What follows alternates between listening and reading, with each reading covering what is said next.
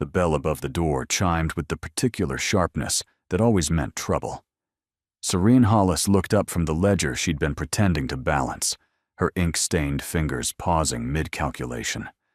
Rain hammered against the shop windows, blurring the gray afternoon into watercolor smudges, and the man who'd just entered brought the storm with him. Water dripped from his greatcoat onto the worn floorboards. His dark hair was plastered to his forehead, and his expression suggested the weather was a personal affront.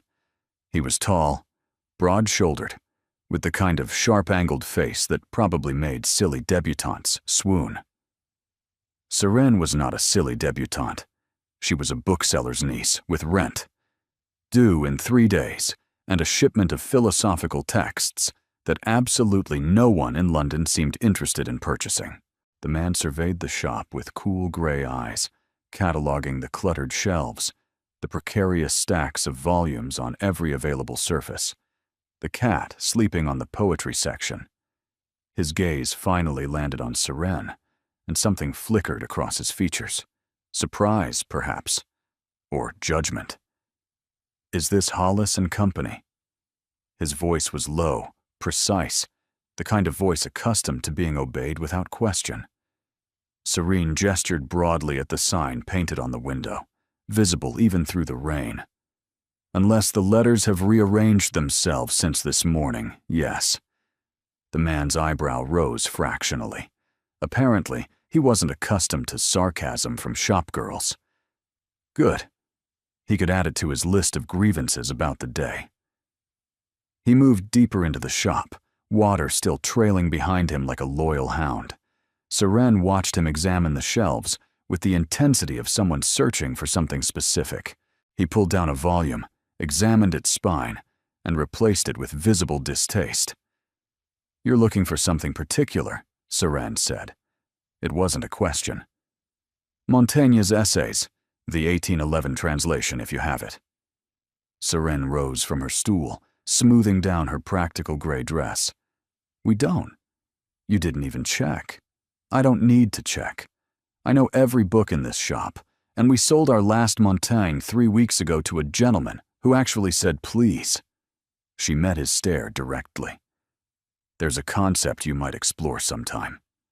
For a long moment, silence stretched between them like a held breath. The cat on the poetry section yawned. Rain continued its assault on the windows. The man's expression remained unreadable, but something shifted in his demeanor, something that looked almost like interest. "You're remarkably forthright," he said finally. "I'm remarkably busy." Was there something else? Or are you simply here to drip on my floorboards and complain about our inventory? Any sensible shopkeeper would have been horrified by her rudeness. Her uncle would have heart palpitations if he could hear her. But there was something about this man's bearing, his obvious expectation that the world would arrange itself to his satisfaction, that made Serene want to be as unaccommodating as humanly possible. The man actually laughed. It was a short sound, rusty, like something that hadn't been used in some time. "You don't know who I am." "Am I supposed to?" "Most people do." "Then perhaps most people have time to memorize faces of self-important strangers. I have inventory to manage." She returned to her stool, deliberately turning her attention back to the ledger. The numbers still didn't balance. They hadn't balanced in months. Her uncle's failing health and failing business were racing each other toward disaster, and no amount of creative arithmetic could change that fact. The man didn't leave. She could feel him watching her, a weight of attention that made the back of her neck prickle. When she finally looked up, exasperated, she found him examining a display of astronomical texts near the window. "These are organized incorrectly," he announced. "You have Herschel next to Copernicus, but Galileo is 3 shelves away. Any logical arrangement would group them by era, not alphabet." Any logical customer would understand that alphabetical organization allows people to find what they're actually looking for, rather than what some arbitrary historical framework suggests they should want. The historical framework provides context. Context is for scholars. Commerce is for everyone else. He turned to face her fully, and for the first time, Seren noticed his clothes beneath the wet greatcoat. Fine wool, expertly tailored, with silver buttons that probably cost more than a month's rent. His boots were ruined by mud, but they'd been expensive before the weather had its way with them. This wasn't just a gentleman. This was someone wealthy, someone powerful, someone who moved through the world with the assumption that doors would open before him. He should have intimidated her. Instead, she felt her spine straighten with familiar stubbornness. "You disagree with everything I say," he observed. "You've been wrong about everything you've said. The Montaigne, we genuinely don't have it. That's not disagreement. That's inventory." Another almost smile tugged at his lips. He was handsome when he wasn't being imperious, Seren realized with irritation. Not that it mattered. The shop bell chimed again, and an elderly man bustled in, shaking rain from his umbrella with the practiced efficiency of a long-time Londoner. He stopped short when he saw the man by the astronomy section. "Your Grace," the words came out strangled. "I had no idea you'd be visiting the shop yourself. Had I known, I would have— Uncle Alistair." Seren's voice cut through his stammering. "You know this gentleman?" Her uncle's face had gone pale as parchment. He was looking at Seren with the expression of a man watching someone juggle lit torches near a powder keg. "This is the Duke of Northmere, Seren. We discussed this. The letter that arrived last week." The Duke of Northmere. The words landed like stones dropped into still water. The Duke of Northmere, who held the deed to this building. The Duke of Northmere, to whom her uncle owed 18 months of unpaid rent. The Duke of Northmere, who had the power to throw them into the street with a single word. The Duke of Northmere, whom she had just called self-important and told to explore the concept of saying, "Please." Seren's stomach plummeted, but she kept her expression carefully neutral, refusing to give him the satisfaction of seeing her crumble. "Your Grace," she said, and the title tasted like ash on her tongue. "I apologize for not recognizing you." "Do you?" His gray eyes held hers with unsettling intensity. "Apologize, I mean. Or are you simply saying what you believe you're supposed to say?" It was a trap. She could see it clearly, the way any honest answer would incriminate her, while dishonesty would prove her a coward. Her uncle made a small, despairing sound. Seren lifted her chin. "I apologize for my lack of recognition. I stand by everything else." The silence that followed was absolute. Then the Duke of Northmere smiled, a real smile this time, one that transformed his severe features into something almost approachable. "Good," he said, and the single word carried more weight than seemed possible. He turned to her uncle, and his voice shifted back to crisp authority. "Mr. Hollis, I came to discuss your situation in person, but I find the circumstances have become considerably more interesting than I anticipated." He glanced back at Seren, and something in his expression made her pulse quicken with an emotion she couldn't quite name. Considerably more interesting indeed.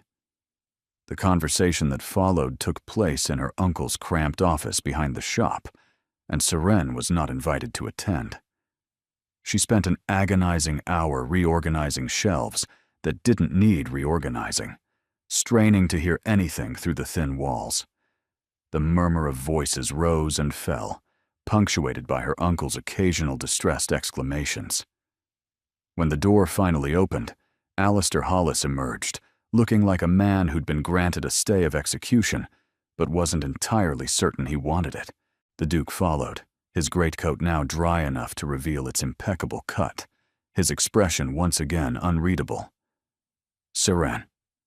Her uncle's voice carried the particular strain of someone delivering news they desperately hoped would be received well. His Grace has made us a proposition. Has he? Don't use that tone, child. He's being extraordinarily generous.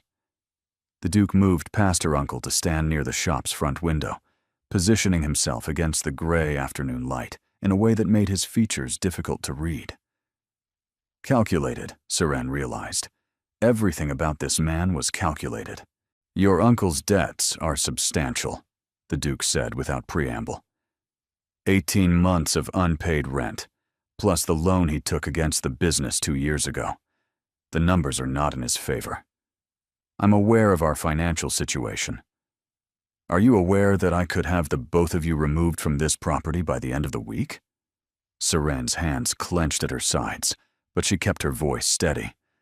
I'm aware that you have the power to do many things, Your Grace. That doesn't mean you should. Her uncle made another despairing sound. The Duke simply watched her with those gray eyes, assessing. My estate in Northumberland houses one of the largest private libraries in England, he continued, as if she hadn't spoken. 12,000 volumes, accumulated over 6 generations. My father had plans to catalog and organize the collection properly. Those plans were never completed. Seren waited, uncertain where this was leading.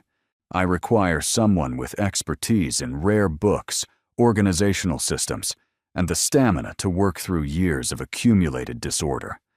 Someone who isn't afraid to voice their opinions when they disagree with mine. The implication landed like a physical blow. You want me to come to Northumberland? I want you to spend 6 months at Ashford Hall as the curator of my library. In exchange, I will forgive your uncle's debts in their entirety. The shop will be his, free and clear. He can rebuild without the weight of what he owes.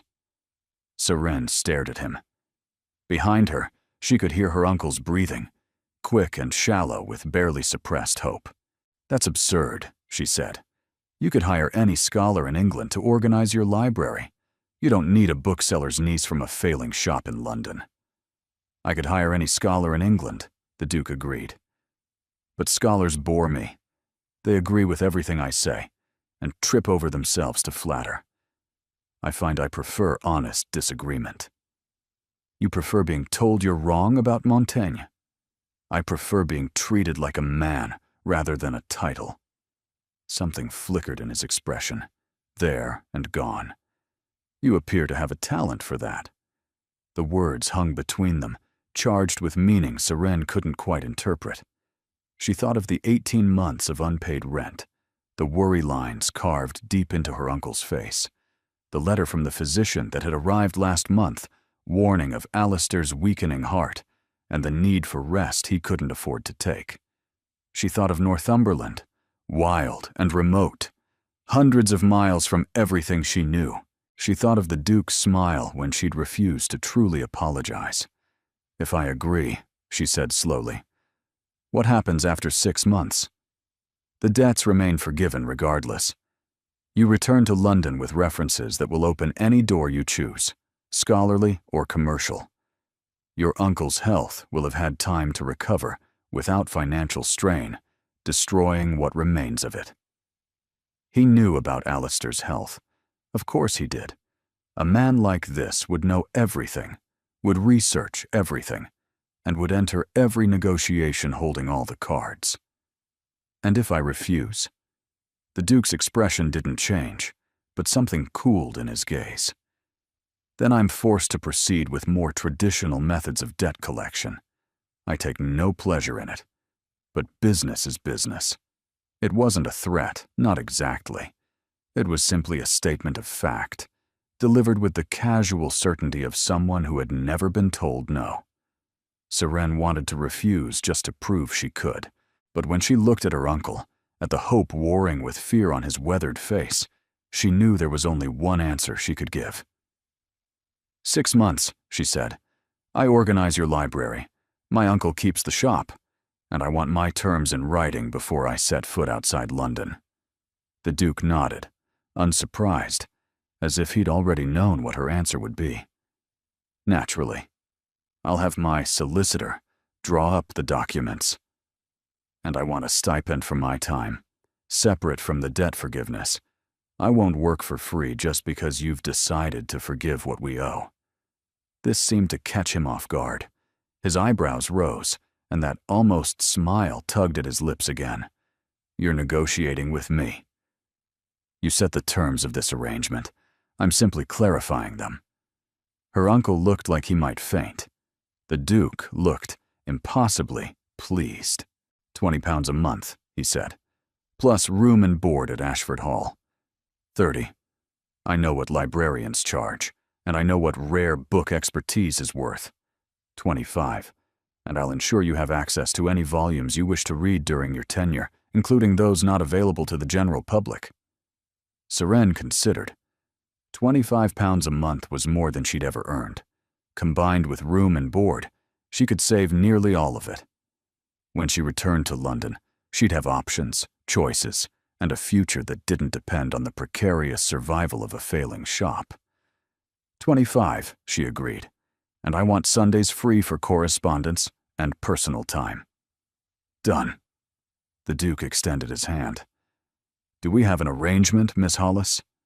Seren looked at his outstretched hand, elegant and powerful, and representing everything she'd been raised to mistrust about aristocracy. She thought of her mother's stories about noble families, about the cruelty that lived beneath their polished surfaces. She thought of her father, dead these 7 years, who'd always said that titles meant nothing and character meant everything. She took his hand. His grip was warm and firm, sending an unexpected shiver along her spine. We have an arrangement, Your Grace. His eyes held hers a moment longer than necessary. I leave for Northumberland in 3 days. A carriage will collect you from this address at dawn. I suggest you pack warmly. The North is unforgiving to those unprepared for its temperament. He released her hand and collected his greatcoat, moving toward the door with the fluid grace of someone who never questioned whether the world would accommodate his passage. At the threshold, he paused. Miss Hollis, one more thing. Yes? When we're not in public company, you may continue to call me wrong about things. I find I've developed an unexpected appreciation for it. Then he was gone, the bell chiming his departure, leaving Seren standing in the middle of the shop she'd just traded 6 months of her life to save, wondering what exactly she'd agreed to. Her uncle collapsed into the nearest chair. Child, what have you done? Seren didn't have an answer. She stared at the rain-streaked window where the Duke had stood and felt the first flutter of something she refused to name. 3 days. 3 days to prepare for a life she couldn't imagine, and the unsettling certainty that the Duke of Northmere was not done surprising her. The journey north took 4 days, each one carrying Seren further from everything familiar. London's crowded streets gave way to rolling farmland, then to forests that seemed to stretch forever, and finally to the wild, wind-swept moors of Northumberland. The landscape here was stark and beautiful, all heather and stone, and enormous skies that made her feel impossibly small. The Duke's carriage was more comfortable than any vehicle Seren had ever occupied. Velvet cushions, a small brazier for warmth, curtains that blocked the worst of the winter wind. She spent most of the journey reading the books she'd packed, trying not to think about what awaited her at the end. When Ashford Hall finally appeared on the horizon, Seren's breath caught in her throat. The house rose from the moorland like something from a Gothic novel. All gray stone and towering windows, chimneys spiraling toward the low-hanging clouds. It was massive, far larger than she'd imagined, sprawling across the landscape with the casual dominance of something that had stood for centuries and intended to stand for centuries more. This was where she would live for the next 6 months. The thought was absurd, impossible. Girls like Seren didn't live in places like this. They cleaned places like this, perhaps, served in them. But they didn't take up residence as honored guests with stipends and Sundays free for correspondence. The carriage pulled through iron gates, and along a gravel drive lined with bare-limbed oaks. Servants emerged from the main entrance before the wheels had fully stopped, moving with the practiced efficiency of a well-run household. A footman opened the carriage door and offered his hand with grave courtesy. "Miss Hollis, welcome to Ashford Hall." Serene stepped out into air that smelled of wood smoke and rain and something wild she couldn't name. The wind whipped at her traveling cloak, and she pulled it tighter around herself as she stared up at the looming facade. An older woman in severe black appeared in the doorway, her silver hair pulled back in a ruthless arrangement, her posture the kind that came from decades of managing grand houses. "Miss Hollis, I am Mrs. Pemberton, the housekeeper. If you'll follow me, I'll show you to your rooms. His Grace has instructed that you have everything you require for your comfort." Serene followed her through the main entrance and into a world she'd only read about in novels. The great hall soared upward, walls lined with portraits of stern-faced ancestors whose painted eyes seemed to track her movement. Crystal chandeliers caught the gray winter light and scattered it across marble floors. Fires blazed in hearths large enough to stand in, filling the air with welcome warmth. "The family wing is to the east, Mrs." Pemberton explained as they climbed a sweeping staircase. "You'll be housed in the guest wing, west of the main library. His Grace felt proximity to your work would be most practical." That was thoughtful of him. Mrs. Pemberton glanced back, her expression impossible to read. "His Grace is very particular about practical arrangements." They walked through corridors lined with more paintings, past doors that led to rooms Serene could only glimpse in passing. A music room with a grand piano, a sitting room in shades of blue, a gallery filled with sculpture and shadow. Finally, Mrs. Pemberton stopped before a door of polished oak. "Your chambers, Miss Hollis." The room that awaited her was larger than her uncle's entire flat above the bookshop. Cream-colored walls, a four-poster bed hung with sage-green curtains, a writing desk positioned near windows that overlooked the moorland stretching toward the horizon. A separate dressing room was visible through an open doorway, and beyond that, what appeared to be a private sitting area. Serene stood in the center of the bedroom, turning slowly to take it all in. "The library is through the connecting passage." Mrs. Pemberton gestured toward a door Serene hadn't noticed. "His Grace thought you might appreciate the direct access." "A connecting passage to the library." "Indeed. Is something wrong, Miss Hollis?" "No, nothing's wrong.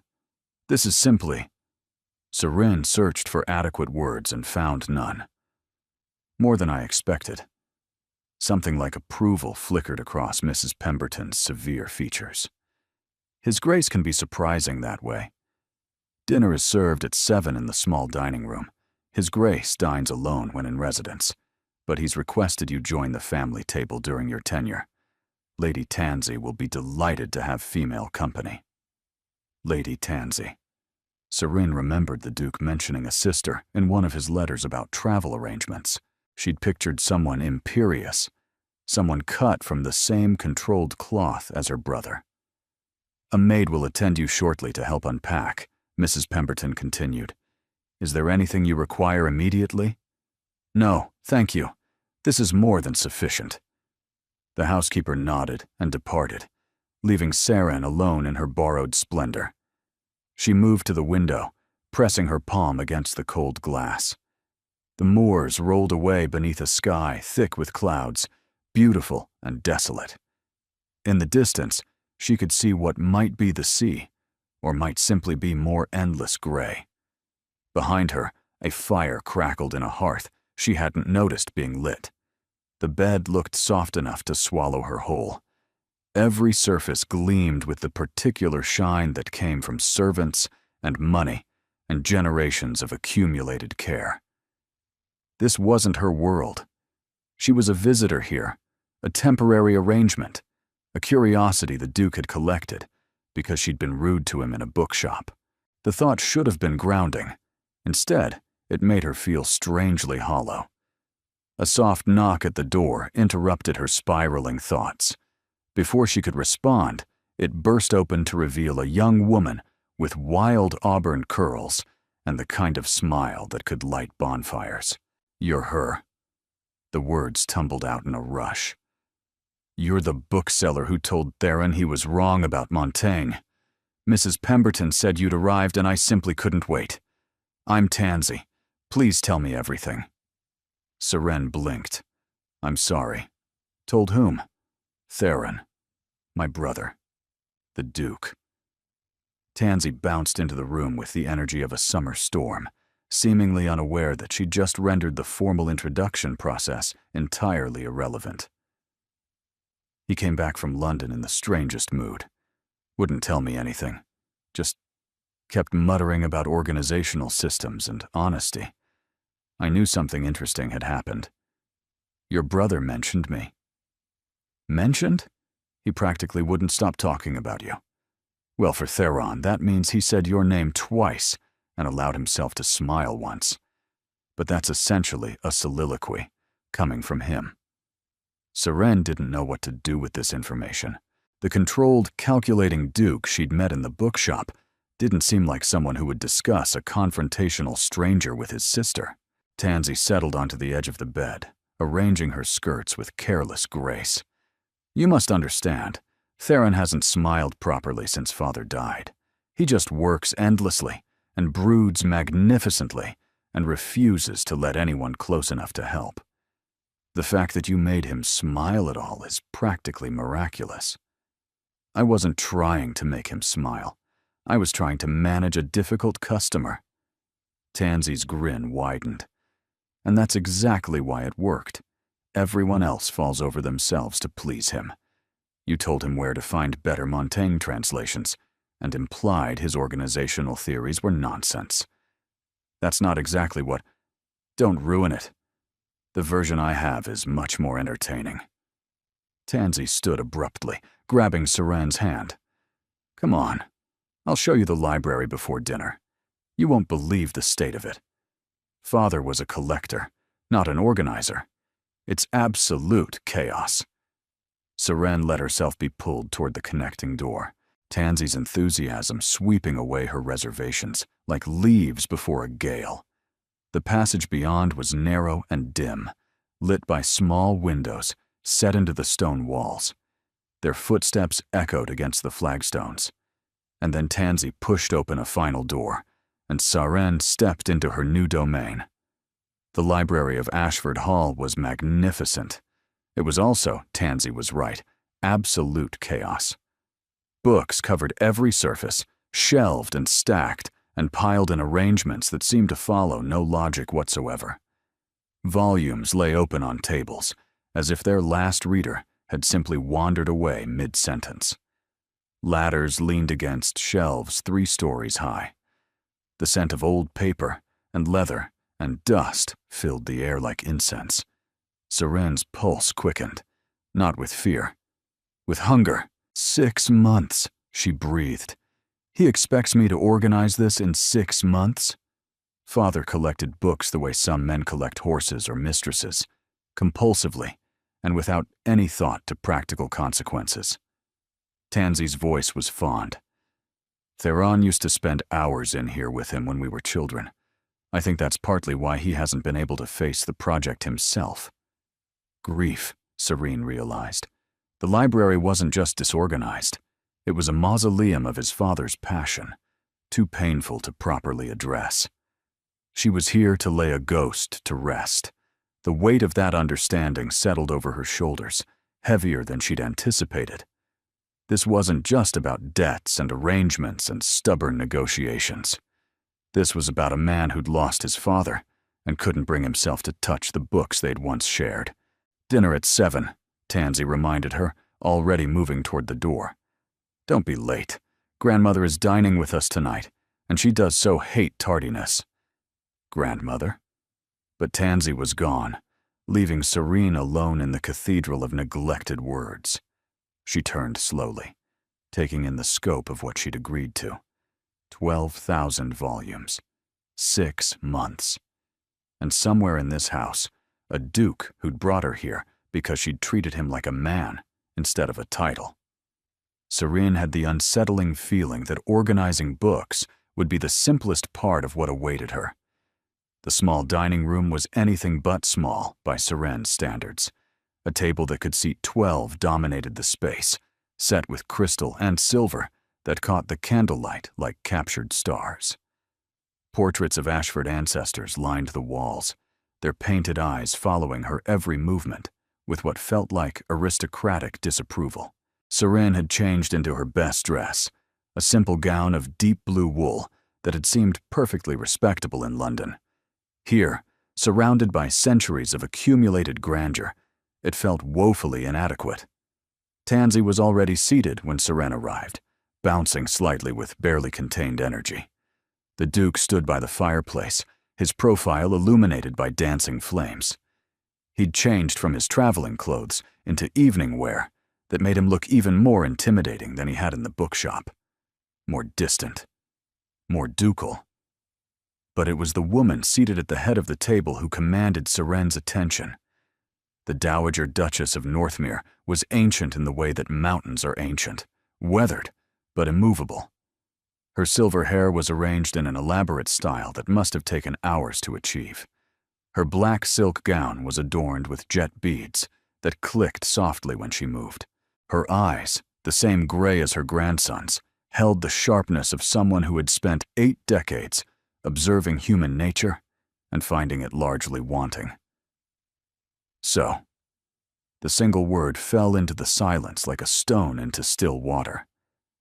"This is the shopkeeper's niece," Serene curtsied, grateful for years of her mother's instruction.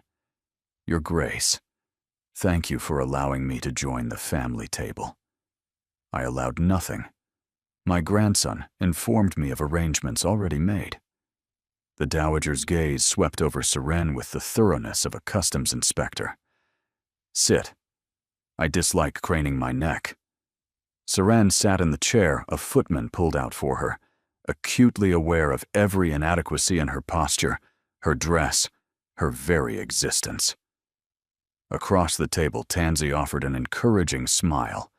The Duke remained by the fireplace, watching the exchange with an expression Serene couldn't read. Soup was served. The Dowager lifted her spoon with the precision of a surgeon selecting instruments. "You run a bookshop," she said. It was not a question. "I help my uncle run one, Your Grace. Hollis and Company in London. A failing bookshop, from what I understand." Heat crept up Serene's neck, but she kept her voice steady. "The economy has not been kind to specialty booksellers. My uncle's health has complicated matters further. And yet my grandson saw fit to forgive considerable debts in exchange for your presence here." The Dowager's spoon paused midway to her lips. One might wonder what qualities a shopkeeper's niece possesses that would merit such generosity. "Grandmother," the Duke's voice carried a warning edge, "I'm simply curious, Theron. Surely the girl can speak for herself, or is that not among her advertised talents?" Serene set down her own spoon, meeting the Dowager's steel-gray gaze directly. "I possess knowledge of rare books and organizational systems. I'm not afraid of hard work or difficult projects, and I apparently possess the quality of treating your grandson like a human being rather than a title, which seems to be in short supply among his usual acquaintances." Silence crashed through the room. Tansy's eyes went wide. The Duke made a sound that might have been a suppressed laugh. The Dowager's expression didn't change, but something flickered in those ancient eyes. "You're impertinent," the Dowager observed. "I'm honest, Your Grace. I've found the two are often confused. By people too foolish to know the difference, perhaps." The Dowager resumed eating, her movements unhurried. "Tell me about your family. Your real family, not the uncle whose debts apparently purchased your services." Serene hesitated only briefly. Lies would be discovered and used against her. Truth, at least, could not be weaponized in the same way. "My father was a scholar who became a bookseller when academic positions proved scarce. He died 7 years ago of a fever he might have survived if we'd been able to afford a proper physician. My mother passed 2 years later, of grief as much as illness. I have no other family save my uncle. He took me in when I had nowhere else to go. She delivered the facts without self-pity, the way she'd learned to discuss them over years of practice. And your education. My father taught me himself. Latin, Greek, French, German, philosophy, history, literature. He believed education should not be limited by circumstances of birth. A radical notion. A practical one. Knowledge has no respect for bloodlines. The dowager set down her spoon and studied Serene with renewed intensity. You remind me of someone. Your Grace? Myself. At your age, before I learned that directness is a luxury only the powerful can truly afford. The dowager lifted her wine glass, taking a deliberate sip. My grandson tells me you'll be organizing the library. Yes, Your Grace. My son spent 40 years collecting those books. They were his passion, his obsession, his escape from a world that demanded too much of him. The dowager's voice remained even, but something shifted beneath the surface. Theron hasn't set foot in that room since the funeral. Serene glanced toward the fireplace. The Duke's jaw had tightened, his gaze fixed on the flames. I understand, Your Grace. Do you? The dowager's laugh was brittle. I doubt that very much, but you'll learn. This house is full of ghosts, Miss Hollis. Some of them wear faces we recognize. Others lurk in the pages of books we can't bring ourselves to open. The footmen arrived with the next course, breaking the moment's intensity. Conversation shifted to safer topics. The weather, local news, and Tansy's upcoming social obligations. But Serene felt the dowager's attention like a weight, assessing and measuring with every passing minute. After dinner, when Tansy had excused herself and the Duke had retreated to his study, the dowager stopped Serene in the hallway with a hand on her arm. A word, Miss Hollis. Serene turned, bracing herself for whatever came next. The dowager's face was unreadable in the corridor's dim light. My grandson is not a cruel man, but he is a broken one. His father's death destroyed something in him that he refuses to acknowledge. He works endlessly, manages the estates perfectly, fulfills every obligation of his title. But he is not present. He is merely performing the role. Why are you telling me this, Your Grace? Because you asked no questions about him. Everyone who enters this house asks questions, angles for information, tries to position themselves for advantage. You've shown no interest in his fortune, his title, or his matrimonial availability. I'm here to organize books, Your Grace, nothing more. Perhaps. The dowager's grip tightened briefly before releasing. Or perhaps you'll prove to be exactly what he needs, someone who sees the man instead of the Duke. Her eyes hardened. But know this, if you hurt him, if you exploit his grief for your own gain, I will ensure you never work in any respectable establishment again. My reach extends far beyond Northumberland. I have no intention of hurting anyone, Your Grace. Good. See that you don't. The dowager turned away, then paused. Breakfast is served at 8. The library connects to the main house through 3 separate passages. I suggest you learn them all. This house is larger than it appears, and getting lost is easier than you might imagine. She disappeared into the shadows, leaving Serene alone with the painted eyes of generations, a warning and a welcome wrapped in the same breath. Serene returned to her rooms with the unsettling certainty that she'd just passed a test she hadn't known she was taking. The first week at Ashford Hall established a rhythm Serene hadn't anticipated. She woke early, took breakfast in her rooms while reviewing the previous day's progress, then entered the library through the connecting passage to continue the monumental task of cataloging 12,000 volumes. The Duke was notably absent. She caught glimpses of him occasionally, crossing the great hall with papers in hand, riding out across the moors on a black horse that matched his mood, conferring with estate managers in tones too low to overhear. But he never entered the library, never sought her out for conversation, never acknowledged her presence beyond the most formal courtesies when their paths crossed at dinner. It shouldn't have bothered her. She was here to work, not to socialize with aristocracy. The arrangement was clear, the expectations explicit. And yet, she found herself listening for his footsteps in the corridors, noticing when his study light burned late into the night, wondering what thoughts occupied a mind so determined to remain inaccessible. On the 8th day, he finally appeared. Seren was perched on one of the rolling ladders, examining a high shelf of astronomical texts that appeared to have been organized by someone with no understanding of either alphabetical order or chronological sequence. She heard the door open, but assumed it was one of the servants who occasionally brought tea or inquired about meals. "You've made progress."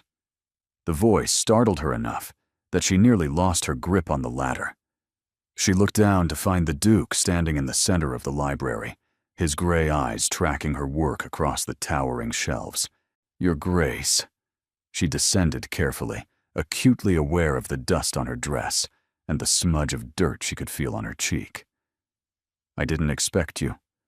I've been avoiding this room." He said it flatly, without apology. "I thought I should stop." Seren gestured at the organized sections she'd completed.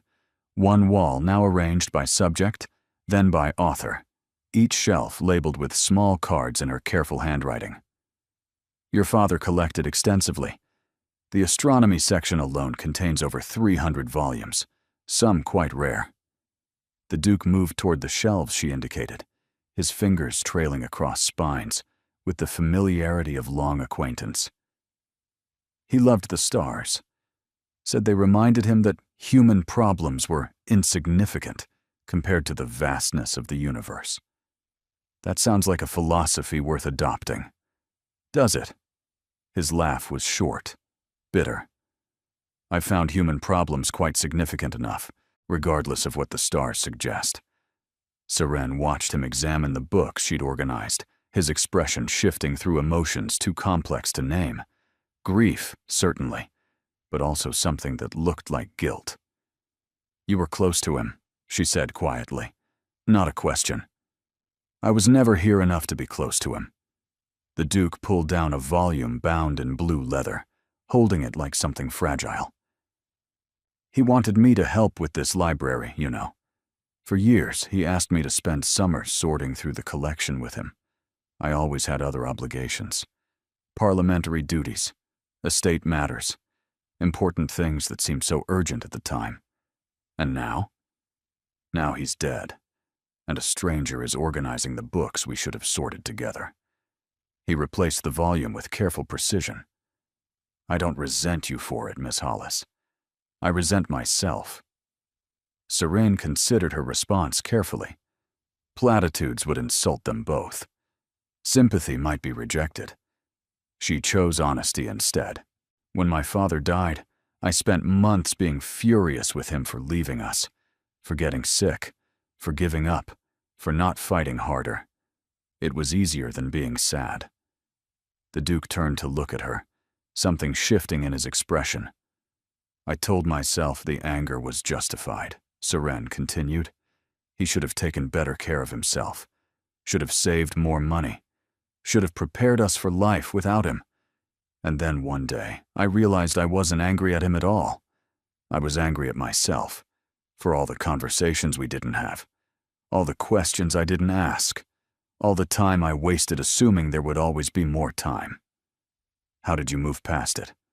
"I haven't entirely. I just learned to carry it differently." She met his gaze directly. "Grief isn't something you finish. It's something you learn to live alongside." The silence that followed was different from previous silences between them. Less guarded, more honest. The Duke moved to a nearby table where Seren had been stacking volumes that needed repair.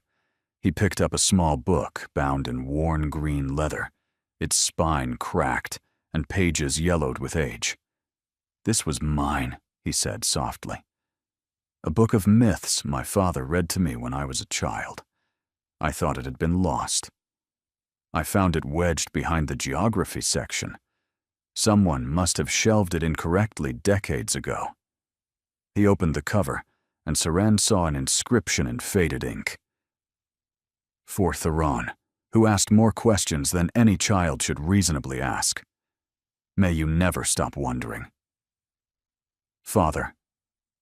When he looked up, his eyes were bright with emotion he was clearly fighting to control. "Keep it," Seren said impulsively. "It shouldn't be shelved with the general collection. It belongs with you. Thank you." The words came out rough, uneven. "For finding it. For being here. For—" He stopped, shaking his head. "I'm not accustomed to thanking people. I've noticed." That earned her a startled laugh, more genuine than any she'd heard from him before. "You really don't treat me like a duke, do you? You really don't act like one when we're alone." He studied her for a long moment, the green book still clutched in his hands. "I think that might be why I brought you here, not just for the library. For this. For someone who sees through the performance."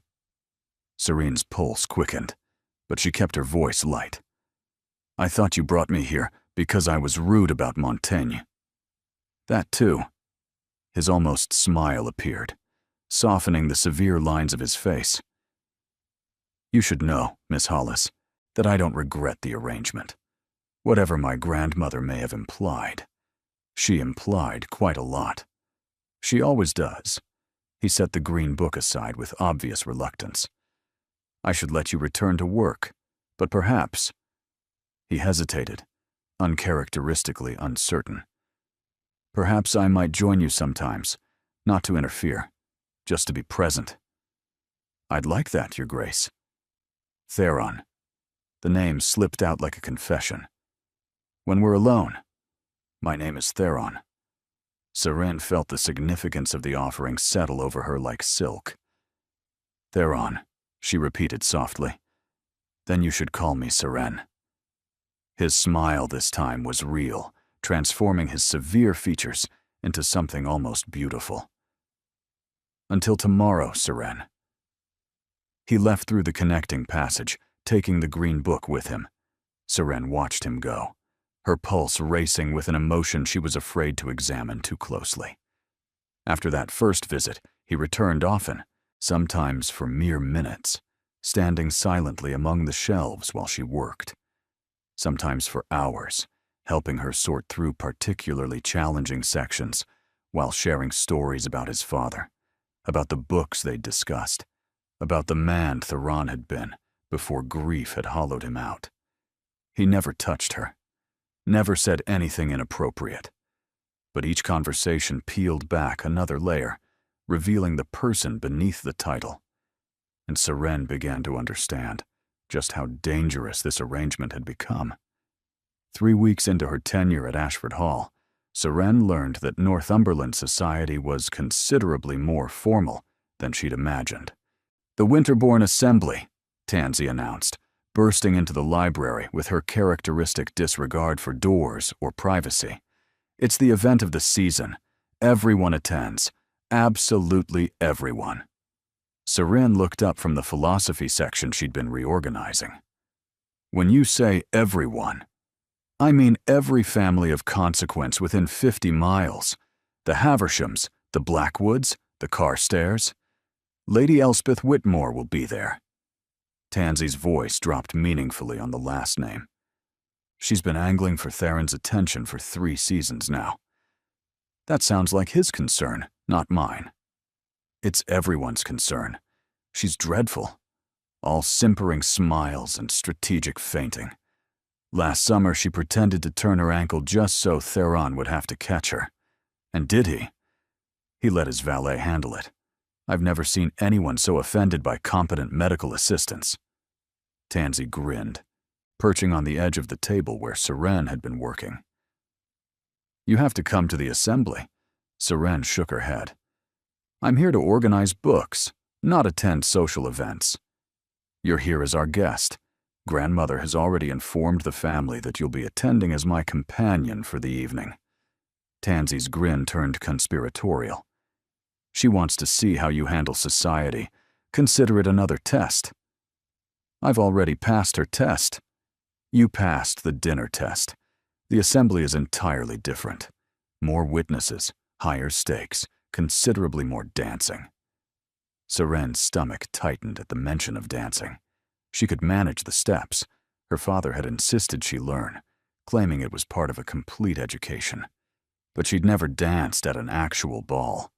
The village assemblies of her youth hardly counted. "I don't have anything appropriate to wear." "Already handled. Grandmother sent to Newcastle for a dressmaker. You're being fitted tomorrow." Tansy bounced off the table. "It's going to be wonderful. You'll see." The dress that arrived 3 days later was more beautiful than anything Seren had ever owned. Deep emerald silk that caught the light like captured forest, with subtle gold embroidery along the bodice and sleeves. When she put it on, with Alice's help, she'd been assigned a maid, another luxury she couldn't quite accept. She barely recognized herself in the mirror. "You look magnificent," Tansy declared, appearing in the doorway in pale rose silk. Theron is going to forget how to speak. "I'm attending as your companion, not your brother's. Details." Tansy waved dismissively. "Come on, the carriages are waiting." The Winterbourne Assembly was held in a grand hall that had apparently hosted such events for over a century. Chandeliers blazed with hundreds of candles. Musicians played from a raised gallery. Lords and ladies in jewels and finery circulated through the crowd, their conversations a constant hum beneath the music. Seren felt exposed the moment she entered. Heads turned. Whispers began. She could see the calculations happening behind polite smiles. Who was this unknown woman in emerald silk? And why was she accompanying the Ashford family? Tansy squeezed her hand. "Ignore them. They always gossip about newcomers." The Duke appeared beside them, resplendent in dark formal wear that made his gray eyes appear almost silver. He surveyed the room with the controlled assessment Seren had come to recognize, then turned to her with an expression that made her breath catch. "You look—" He stopped, seeming to search for appropriate words. "The dress suits you." "High praise, Your Grace." "Theron," he corrected quietly, too low for others to hear. "Remember." Before she could respond, an older woman descended upon them with the determined grace of a ship under full sail. She was handsome in a preserved way, her blonde hair artfully arranged, and her sapphire necklace probably worth more than the entire Hollis bookshop.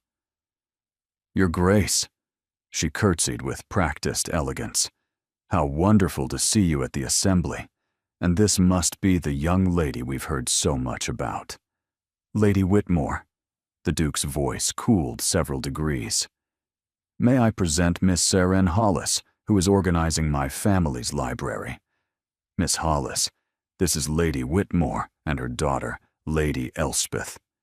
Lady Elspeth emerged from behind her mother like a portrait come to life. Golden curls, porcelain skin, a gown of ice blue silk that probably cost more than Seren would earn in a year. Her smile was perfect and perfectly empty. "Miss Hollis, how fascinating that you've taken up employment with the family." The emphasis on employment was deliberate. "I didn't realize librarians were invited to assemblies." "Miss Hollis is our guest, not our employee," the Duke said flatly, "a distinction I'm certain you can appreciate." Lady Elspeth's smile didn't waver, but something sharpened behind her eyes. "Of course. How progressive." The orchestra began a new piece, and Lady Whitmore's attention shifted to the dance floor.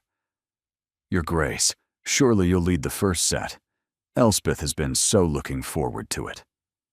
The trap was elegantly laid. Refusing would be openly rude. Accepting would give Lady Elspeth exactly what she wanted. The Duke glanced at Seren, something flickering in his expression. Then he turned back to the Whitmores, with a smile that didn't reach his eyes. "I'm afraid I've already promised the first dance to Miss Hollis, perhaps later in the evening." Serene's heart stopped. Lady Elspeth's perfect composure cracked, just for a moment.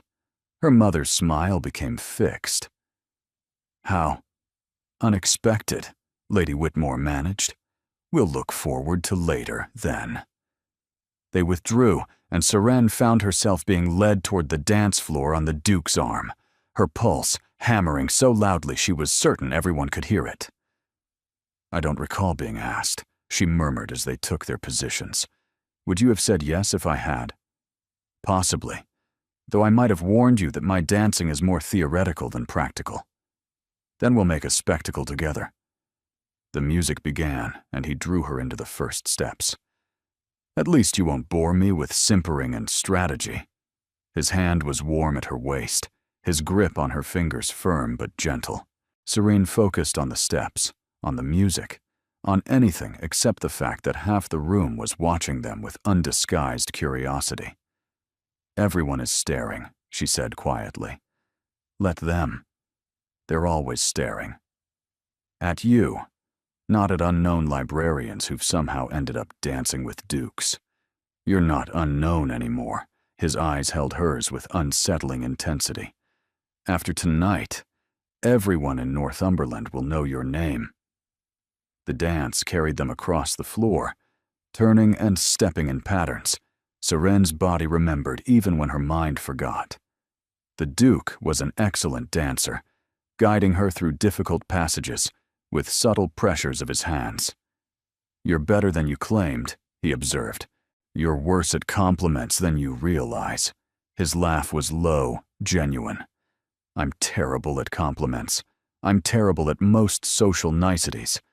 I've spent years perfecting the appearance of charm without any of its substance." "That sounds exhausting." "It is." The music shifted, slowing into something more intimate. His hand tightened at her waist. "I'm not exhausted when I'm with you." Serene's breath caught. "Theron, don't." His voice was rough. "Don't tell me this is inappropriate or impossible or any of the other words people use to avoid feeling things. I've been feeling nothing for 2 years. Let me feel this." The music swelled toward its conclusion. Around them, other dancers moved in their own orbits, oblivious to the conversation happening at the center of the floor. "This wasn't supposed to happen," Serene whispered. "I know. I'm here to organize your library, that's all." "I know that, too." "Then why are you looking at me like—" The music ended. Applause scattered through the hall. The Duke stepped back, releasing her with visible reluctance. "Like what, Miss Hollis?" His voice had returned to its formal register, but his eyes burned with something that made her knees weak. Before she could answer, Lady Elspeth appeared at his elbow, her smile sharp as glass. "Your Grace, I believe you mentioned the possibility of a later dance." The interruption shattered whatever had been building between them. The Duke's expression cooled, the mask of social propriety settling back into place. "Of course, Lady Elspeth, if you'll excuse me, Miss Hollis." He led Lady Elspeth away, and Serene was left standing at the edge of the dance floor, her pulse racing, surrounded by whispers she couldn't quite hear. Tansy materialized beside her, pressing a glass of champagne into her hand. "Well?" she said, her eyes sparkling with barely contained delight. That was certainly something. Serene drained the champagne in a single swallow. Something indeed. And she had no idea what to do about it. The remainder of the assembly passed in a blur of faces and names Serene couldn't retain. She danced twice more, once with a kindly older gentleman who talked only of horses, once with Tansy's friend, Lord Pemberton, who seemed genuinely interested in her library work. But her attention kept drifting to the Duke, watching him navigate the social waters with practiced ease, his expression revealing nothing. Lady Elspeth remained close to him throughout the evening, her hand finding his arm at every opportunity. her laughter ringing out with theatrical regularity. They made a striking pair, the dark, brooding Duke and the golden, glittering lady. A perfect match by every standard that mattered to society. Seren retreated to a small alcove near the refreshment tables, hoping to gather her scattered thoughts. The champagne had left her head buzzing, and the evening's events had left her heart in turmoil. She didn't belong here. The emerald dress was borrowed confidence. The dance with the Duke was borrowed time. When the 6 months ended, she would return to London, to the bookshop, to a life that had nothing to do with assemblies and aristocrats. "Hiding, Miss Hollis?" The voice came from behind her, sharp as a blade wrapped in silk. Seren turned to find Lady Elspeth approaching, her ice-blue gown catching the candlelight, her smile not reaching her eyes. Taking a moment to rest, Seren replied evenly, "The evening has been eventful." "Indeed it has."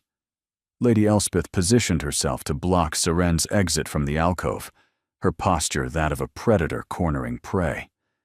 "You've caused quite a stir. The mysterious librarian who danced with the Duke before any proper lady could claim his attention.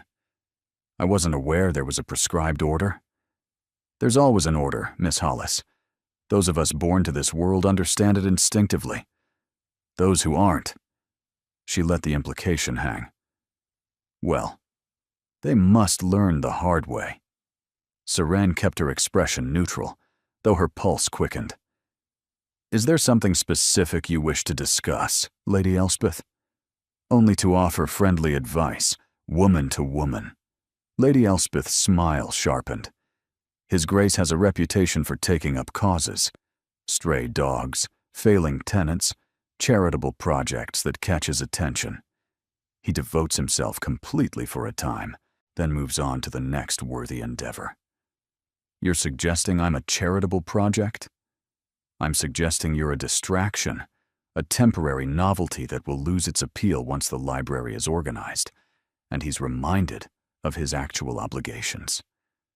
Lady Elspeth leaned closer, her voice dropping.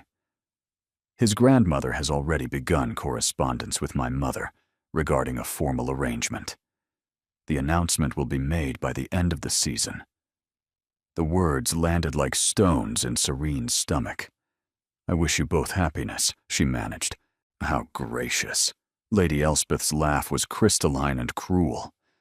"But we both know you don't mean it. I saw how you looked at him during that dance. I saw how he looked at you." Her smile vanished entirely. "It won't last. It can't last. You're a bookseller's niece with no fortune, no family, and no place in his world. When the novelty fades, he'll remember what's expected of him, and you'll return to whatever provincial insignificance you emerged from." Seren's hands trembled at her sides, but she refused to look away. "Are you quite finished, Lady Elspeth?" "Nearly. One more thing." Lady Elspeth reached out and adjusted the sleeve of Seren's dress with false solicitude. "Borrowed silk and dancing lessons don't change what you are.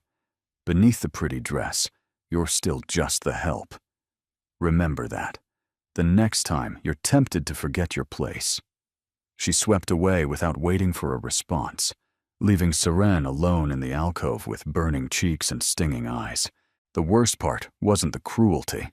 The worst part was the truth buried within it. Seren was a distraction, a novelty, a temporary arrangement that would end in 3 months, leaving her exactly where she'd started, while the Duke married someone suitable and forgot she'd ever organized his books. The emerald dress suddenly felt like a costume. The champagne soured in her stomach. She found Tansy and pleaded exhaustion, arranged for an early carriage home, and spent the journey back to Ashford Hall staring out the window at the dark moorland, refusing to let herself cry. When she finally reached her rooms, she changed out of the borrowed finery with shaking hands and climbed into bed without bothering to call for Alice. Sleep didn't come for hours, and when it did, she dreamed of dancing with a Duke who eventually turned away to take Lady Elspeth's hand instead. leaving Seren alone on an empty floor while the music played on without her. 3 days after the assembly, Seren had successfully avoided both the Duke and any conversation about the evening's events. She buried herself in the library, attacking the natural philosophy section with a ferocity that reduced centuries of accumulated chaos to orderly rows of labeled shelves. Work was safe. Work had clear parameters. Work didn't make her feel things she had no right to feel. The connecting door opened without warning on the 4th morning. "You're avoiding me." The Duke stood in the doorway, still in his riding clothes, his dark hair windswept from whatever morning exercise had occupied him. He looked tired. The shadows beneath his eyes suggested he hadn't been sleeping well either. "I've been working, Your Grace." "Your Grace." He moved into the library, closing the door behind him. "We're back to formalities then." Seren continued shelving volumes without looking at him. "I thought it best to maintain appropriate boundaries." "Appropriate boundaries." He laughed without humor. "You mean Lady Elspeth got to you?" Her hand stilled. "I don't know what you mean." "I mean I saw her corner you at the assembly. I meant to intervene, but my grandmother waylaid me with introductions, and by the time I escaped, you'd already left." He moved closer, his voice dropping. "What did she say to you?" "Nothing of consequence."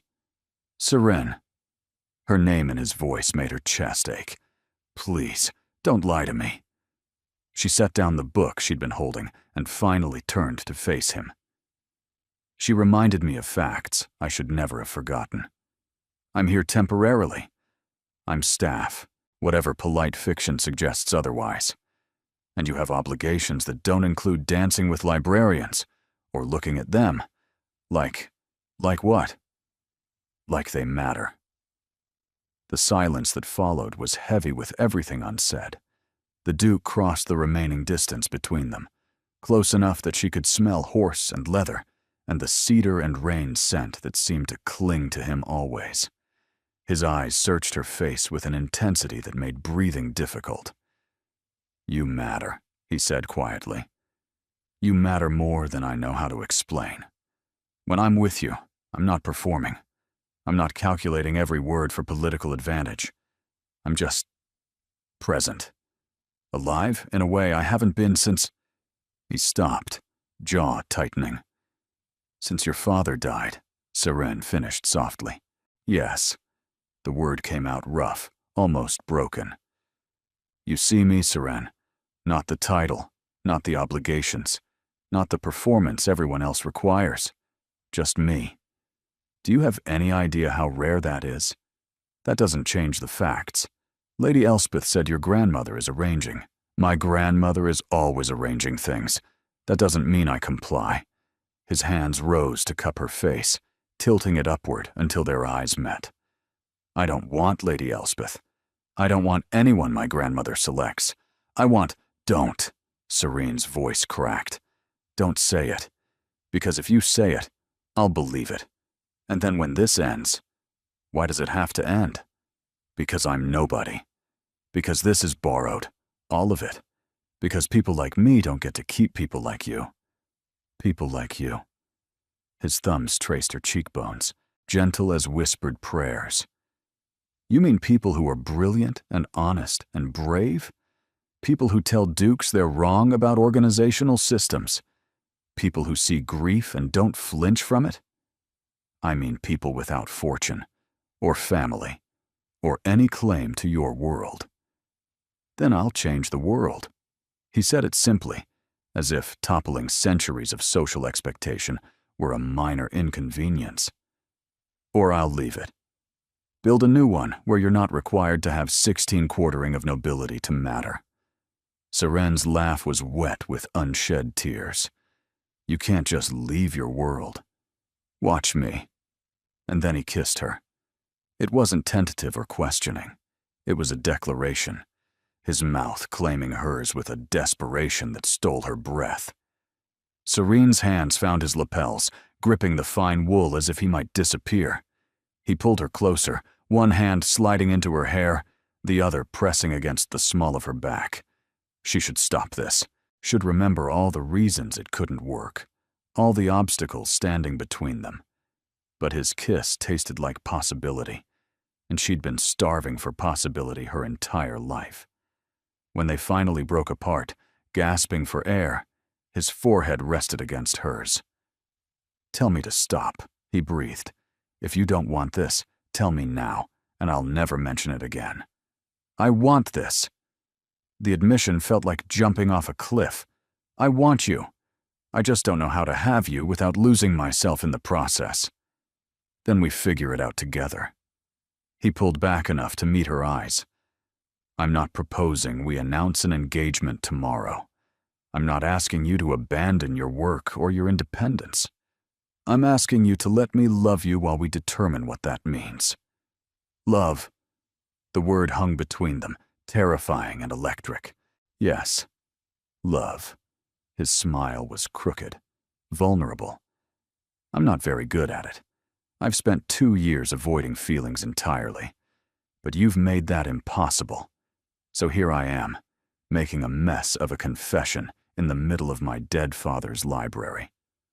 Seren laughed despite herself, the tension cracking like ice in spring. "It's not the worst confession I've ever heard." "There have been worse?" "Jonathan Blackmore told me he loved me behind the butcher shop when I was 15. He also loved 3 other girls that same week.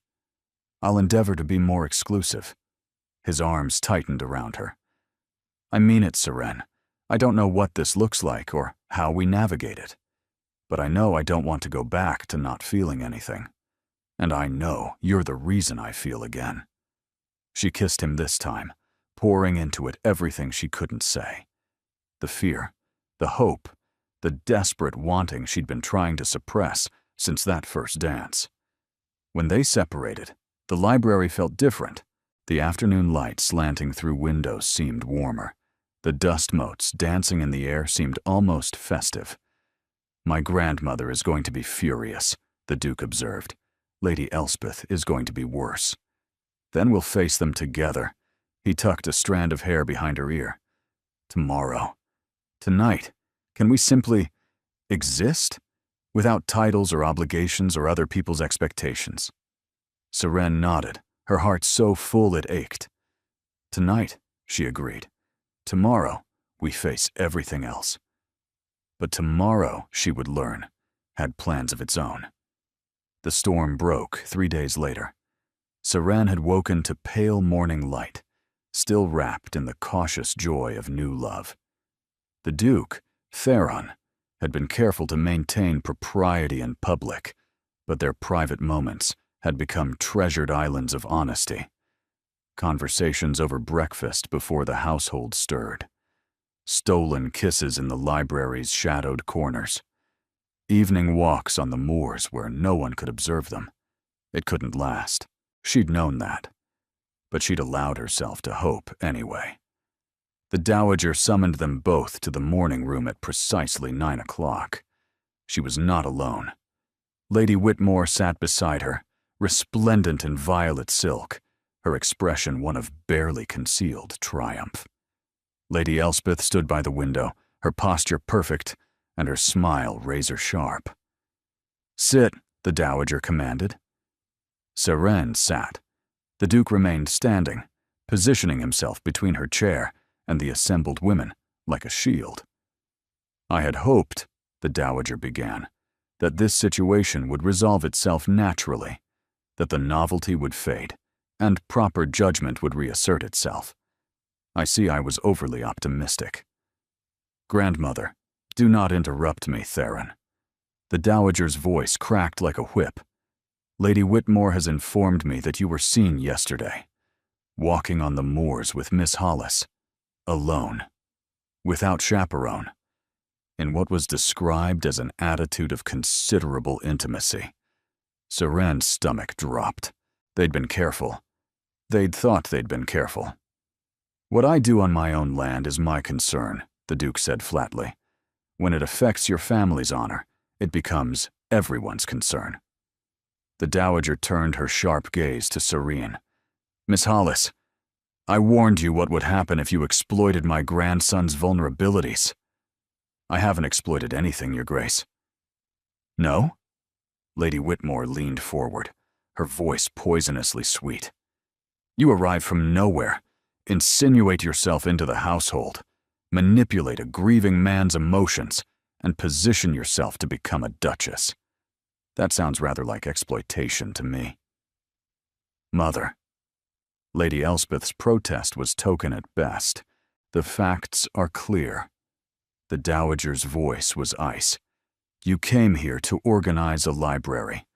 Instead, you've created a scandal that will follow this family for years. There is no scandal, the Duke interrupted, unless you create one by making accusations in front of witnesses who will carry tales to every drawing room in Northumberland. The scandal already exists. Lady Whitmore produced a letter from her reticule. This arrived this morning. Apparently, someone at the Assembly wrote to London with questions about Miss Hollis's background. The response has been illuminating. Serene's blood turned to ice. Her uncle's debts extend beyond the simple rent the Duke forgave, Lady Whitmore continued, consulting the letter with theatrical deliberation. There are gambling debts, loans from disreputable sources. The entire family is one step from debtor's prison. That's not, Serene started. And most interestingly, Lady Whitmore's smile sharpened. The shop apparently served as a location for receiving stolen goods on at least 2 occasions. Nothing was ever proven, but the magistrate's records are quite detailed. That was a misunderstanding. Serene's voice shook. A customer brought in books that later turned out to be stolen from an estate sale. We returned them immediately. No charges were filed. Because your uncle cooperated with the investigation. But the association remains. Lady Whitmore set down the letter. Is this truly the family you wish to align yourself with, Your Grace? A shopkeeper's niece with a disgraced uncle drowning in debt? The Duke's jaw tightened. These accusations are irrelevant to— They are entirely relevant. The Dowager's voice cut through his protest. Marriage to Miss Hollis would destroy your political standing. The reformers you've been courting in Parliament would abandon you. The traditional families would close their doors. You would become a laughingstock. I don't care about— You should care. The Dowager stood, her full height still impressive despite her years. You are the Duke of Northmere. 12,000 people depend on your estates for their livelihoods. Your decisions affect not only yourself, but everyone who looks to this family for leadership. Is your infatuation with this girl worth destroying everything your father built? The mention of his father hit like a physical blow. Serene saw the Duke flinch, saw the crack appear in his defenses. Your Grace, Lady Whitmore said smoothly, surely you can see that the kindest thing for everyone would be for Miss Hollis to return to London. Her work here can be completed by a professional cataloger. The debts can remain forgiven. We're not monsters. But this association must end before it destroys you both. Serene waited for the Duke to argue, to fight, to say something that would make this bearable. But he was staring at his grandmother with an expression she'd never seen before. Not anger, not defiance, doubt. Perhaps, he said slowly, we should discuss this privately. The words shattered something in Serene's chest. I think, she heard herself say, Lady Whitmore is right. Every head turned toward her. Miss Hollis, the Duke started, I came here to organize a library. That's all. Serene stood, her legs steady despite the trembling in her core. Whatever else has occurred was a mistake. My mistake. I apologize for any embarrassment I've caused the family. Serene, I'll arrange transport back to London today. She looked at the Dowager, deliberately avoiding the Duke's eyes. The catalogue is nearly complete. Notes are in my quarters. A professional can finish the remaining work easily. She walked out of the morning room with her head high, her posture perfect, and her heart breaking with every step. She was packed within 2 hours. Alice helped her, tearful and protesting, but Seren moved mechanically through the process, folding dresses, organizing papers, leaving behind every gift Theron had given her, except the Book of Myths with its faded inscription that she couldn't bear to leave. The Duke came to her rooms just as she was closing her final trunk. She heard his footsteps in the corridor, heard him stop at her door. "Seren, please." She didn't turn around. "The carriage is waiting, Your Grace. Don't do this. Don't let them win. They already won." She finally faced him, letting him see the tears she could no longer contain. They won years ago, when they built a world where people like me are problems to be managed, and people like you are prizes to be claimed. I forgot that for a moment. You helped me forget. But forgetting doesn't change reality. I'll change reality. You can't. She picked up her small bag, the one containing the myth book and her mother's locket, and the few possessions that truly belonged to her. You have obligations, people who depend on you. I won't be the reason you abandon them. And if I want to abandon them, then you're not the man I fell in love with. She moved toward the door, toward him. The man I love takes his responsibilities seriously. He protects the people who depend on him. He would never sacrifice 12,000 livelihoods for one bookseller's niece. Seren, goodbye, Theron. She walked past him without looking back, down the corridors, down the stairs, through the great hall where she'd first entered this world that was never truly hers. The carriage waited in the courtyard. She climbed inside without assistance. As the wheels began to turn, she allowed herself one glance back at Ashford Hall. A figure stood at an upper window, watching her leave. She turned away and didn't look again. London in winter was gray and cold, and exactly as she'd left it. The bookshop looked smaller than she remembered, shabbier, its windows clouded with grime that nobody had cleaned in her absence. Her uncle embraced her tearfully, asking no questions about why she'd returned early. She told him the work was complete, a lie, and that she'd missed home, another lie, and he accepted both with the weary gratitude of someone too tired to probe deeper. The days blurred together. She helped with customers, organized shelves that didn't need organizing, read books she couldn't concentrate on. At night, she lay awake thinking of Moorland and libraries, and a duke who'd looked at her like she mattered. On the 5th day, Silas Denton appeared. He was a man of middling years, with sharp eyes and a sharper smile, the kind of person who made a living finding things, and people, that preferred not to be found. Seren had heard of him through various London connections, though their paths had never crossed directly. "Miss Hollis, you're a difficult woman to track." "Mr. Denton, I wasn't aware anyone was tracking me." "His Grace, the Duke of Northmere, is tracking you. Or rather, he hired me to track you, which amounts to the same thing." Denton produced a letter from his coat. "He wants you to return to Ashford Hall." Seren's heart lurched despite her best efforts. "No." He was quite insistent, also quite generous in his payment. Denton examined the letter. "Says here he's called off discussions with the Whitmore family. Told Lady Elspeth personally that he has no interest in an arrangement. Caused quite the scandal, apparently. That has nothing to do with me. He seems to think it has everything to do with you." Denton set the letter on the counter. "Look, Miss Hollis, I normally don't involve myself in romantic entanglements. Too messy. But this Duke is offering me an obscene amount of money to deliver you, and an even more obscene amount if I deliver you willing. So perhaps just read the letter?" Serene stared at the paper like it might catch fire. "He also said," Denton continued, "that if you refuse to return, he'll come here himself. And he seemed to mean it. He can't come here. The Duke of Northmere can't just appear in a London bookshop. That's more or less what I told him. He didn't seem concerned. Denton headed for the door. The letter explains more than I can. I'll be at the coaching inn on the corner until tomorrow morning. If you decide to return, find me there. He left. Seren stared at the letter for a long moment, then picked it up with trembling hands. My dearest Seren, I've written this letter 17 times. Every version sounds either too formal or too desperate, and I cannot seem to find the words that fall between.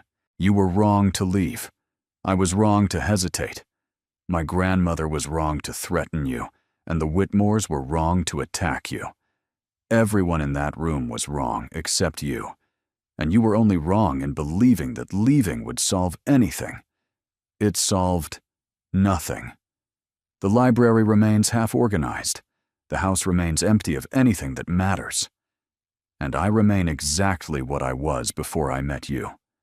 A man performing the role of Duke without actually living. You accused me of being unable to sacrifice for the people who depend on me. But you are one of those people now. You became one of those people the moment you told me I was wrong about Montaigne. I have a responsibility to you, to us, that supersedes obligations to families who would use their influence to destroy happiness in the name of propriety. I have ended all discussions with the Whitmores. I have informed my grandmother that I will not be pressured into any arrangement she devises. I have made clear to everyone who will listen that my choices are my own. The only choice remaining is yours. Come back to me. Not as a librarian or a guest or an arrangement, but as yourself, as Seren, as the woman I love. If you refuse, I will come to London. I will stand in your uncle's shop and declare my feelings before every customer who enters. I will cause exactly the scandal my grandmother fears, because scandals only have power when we grant it to them. But I would rather not cause a scandal. I would rather simply have you home. Please come home. Yours, in every way that matters. Theron Seren read the letter 3 times. Then she sat down on the stool behind the counter and wept. Her uncle found her there, tears streaming down her face, the letter clutched to her chest. Child, he settled beside her with the creaking slowness of age. What's happened? He wants me to come back. The Duke? Yes. Her uncle was quiet for a moment. And what do you want? I want. She couldn't finish the sentence. Wanting felt dangerous. Wanting had led her here, to this cold shop with a broken heart, and a letter that promised everything.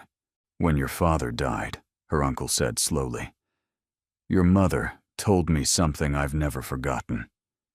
She said the tragedy wasn't that she'd lost him. The tragedy would have been if she'd never had him at all. That's different. They were married. They belonged to the same world. Your father was a scholar who became a shopkeeper. Your mother was a merchant's daughter who dreamed of being a poet. They belonged to each other, and that was enough. He took her hand, his grip warm despite his years. Go back to him, Seren, or don't. But make the choice because it's what you want, not because you're afraid. Seren looked at the letter, at her uncle, at the gray walls of the shop that had sheltered her for 7 years. Then she went to find Silas Denton. The journey back to Northumberland felt different than the first time. Shorter, somehow, despite the same grueling 4 days of travel. Perhaps because she spent every mile rehearsing what she would say, what she would do, how she would face the Dowager and the Whitmores and everyone else who believed she didn't belong. When the carriage finally crested the hill overlooking Ashford Hall, Seren's breath caught exactly as it had the first time. Home, she thought, and was surprised to realize she meant it. The Duke was waiting in the courtyard when she arrived. He looked terrible. Dark circles under his eyes, jaw unshaven, clothes rumpled as if he'd slept in them. But his face, when he saw her step down from the carriage, was incandescent with relief. You came. You threatened to cause a scandal in my uncle's shop. I couldn't allow that." He laughed, a raw sound, and pulled her into an embrace so fierce it drove the breath from her lungs. "I meant every word," he murmured against her hair. "I would have done it. I know." She pulled back enough to meet his eyes. "That's partly why I came, to spare London the spectacle." "Only partly? The other part is more complicated." "Tell me anyway." She took a breath. "I love you. I've loved you since you told me the library was organized incorrectly, and I told you that you were wrong. I left because I thought loving you would destroy you. I came back because not loving you would destroy me." He kissed her then, in full view of whatever servants were watching, with a desperation that suggested he'd been holding his breath for days. When they finally separated, Seren became aware of movement near the main entrance. The dowager stood in the doorway, her expression unreadable. "I suppose," the older woman said, "you'd better come inside. We have matters to discuss." The conversation that followed took place in the same morning room where everything had fallen apart. But this time, Theron sat beside Seren, his hand clasped firmly in hers, presenting a united front. The dowager examined them both for a long moment. "Lady Whitmore is furious," she said finally. "Lady Elspeth has taken to her bed with a nervous complaint. The entire county is buzzing with speculation about the Duke, who dismissed a perfectly suitable match in favor of a bookseller's niece." "Grandmother, I'm not finished." The dowager's voice softened slightly. "I was wrong, Theron. I pushed too hard, worried too much about appearances, forgot that your happiness matters more than society's approval." Seren blinked, certain she'd misheard. "Your father married for love," the dowager continued. "I opposed that match too, if you'll recall. And I was wrong then as well. He was happy. Truly happy.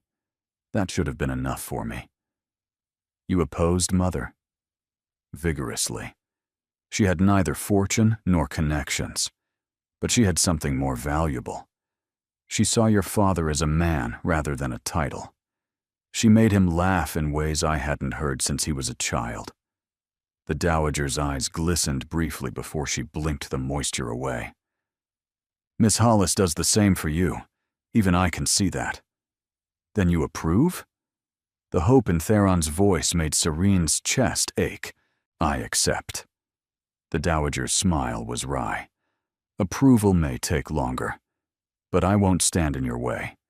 If this is what you want, truly want, then I'll support it publicly." "Thank you, Grandmother." "Don't thank me yet. There's still the matter of managing the scandal. We'll need to craft the narrative carefully. The romantic angle might work. The Duke saved the impoverished gentlewoman, that sort of thing. We'll emphasize Miss Hollis's education and accomplishments. Perhaps commission a portrait." She continued planning, her practical mind already working through logistics. Seren caught Tansy peeking through the doorway, grinning triumphantly. This wasn't the fairy tale ending. Not yet. There would still be whispers, still be people who disapproved, and still be moments when she wondered if she truly belonged. But sitting beside Theron, her hand warm in his, she felt something she hadn't felt in years. Possibility. The announcement was made 3 weeks later, at a ball the dowager hosted specifically for the purpose. Every family of consequence in Northumberland attended, driven as much by curiosity as courtesy. Seren wore a gown of deep crimson silk, chosen by Tansy and approved by the dowager herself. Gold thread embroidered the bodice in patterns that caught the candlelight. Her mother's locket hung at her throat, the only jewelry she truly owned. The Duke led her to the center of the ballroom, exactly as he had at the Winterbourne Assembly. But this time, instead of a waltz, he turned to address the assembled guests. "Ladies and gentlemen," his voice carried across the sudden silence. "Thank you for joining us this evening. My grandmother has graciously organized this gathering so that I might make an announcement."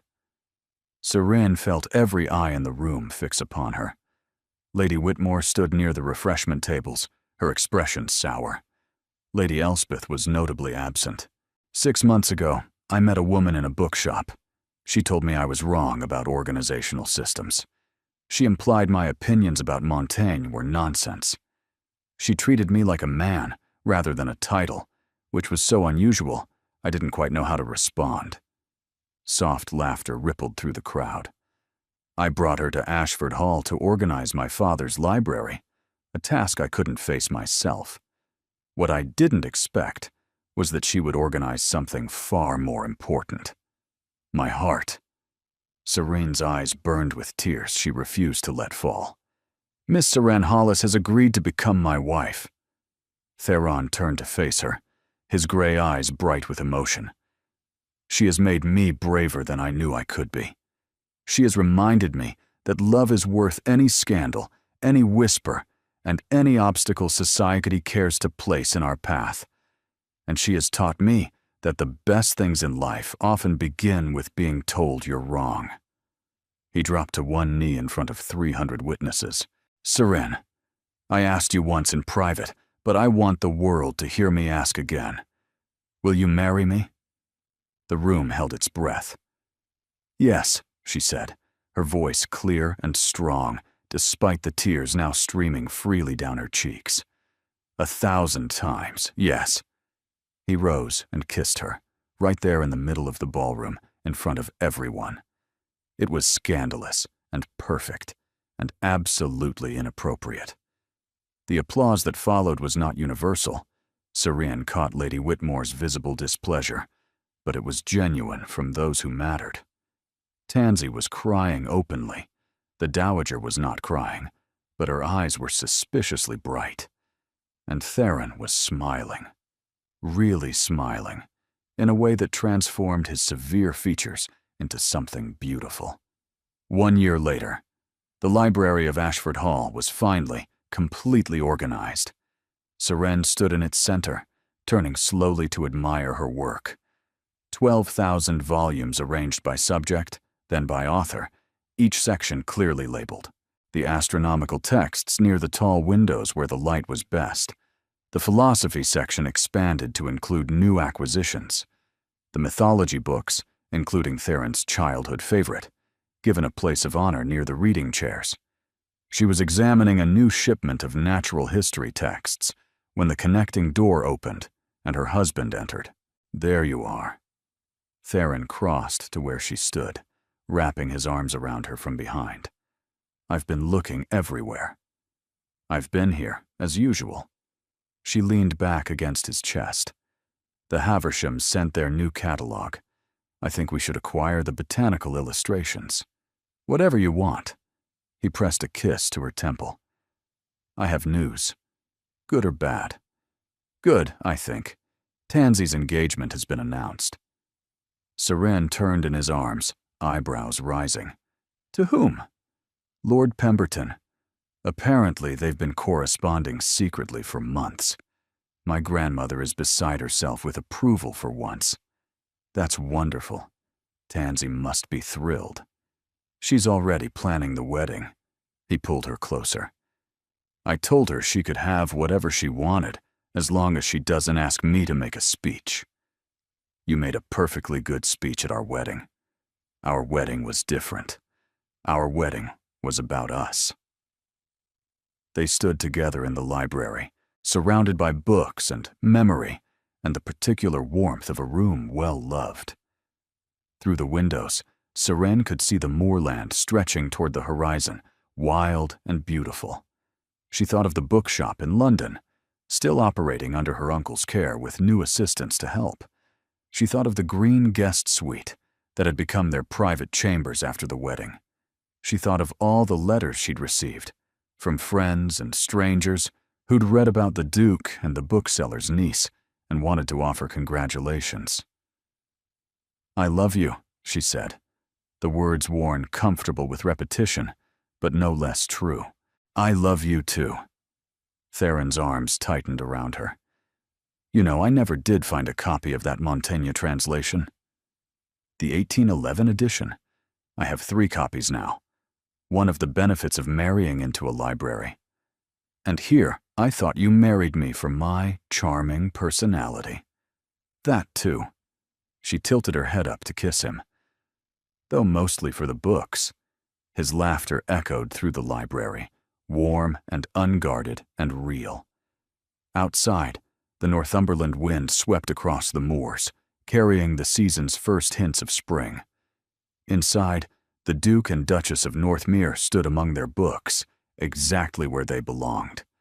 And in the years that followed, whenever anyone asked how they met, Seren would smile and say, "I told him he was wrong about organizational systems. He decided that was worth investigating further." It was, perhaps, not the most romantic origin story, but it was theirs, and that was enough.